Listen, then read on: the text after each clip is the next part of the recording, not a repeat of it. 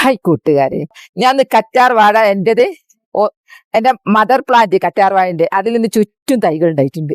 അതിൽ നിന്ന് പിഴുതെടുക്കുന്നതും വേറെ പോട്ടിലേക്ക് നടുന്നതും എല്ലാം.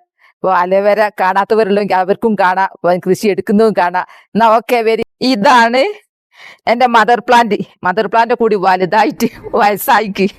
അപ്പൊ ഫസ്റ്റ് തന്നെ ഞാൻ ചകിരി ഇടുകയാണ്. കുറച്ച് മണ്ണ് ഇട്ടാൽ മതി. മണ്ണ് എപ്പോൾ ഇടണം, കുറച്ച് ഇട്ടാൽ മതിയേ ഉള്ളൂ. ഇനി ഞാൻ ഇതിൽ കുറെ ചവറുകളൊക്കെ കുത്തി നിറക്കുക. ഇടുന്നത് കരിയില കമ്പോസ്റ്റ് ആട്ടോ.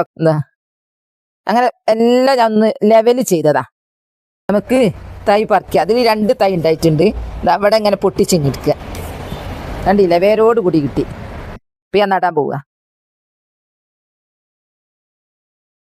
ഇനി നമുക്ക് എപ്പോഴെങ്കിലും ഒന്നട വിട്ടോ എപ്പോഴെങ്കിലും ഒക്കെ നനച്ചു കൊടുത്താൽ മതി.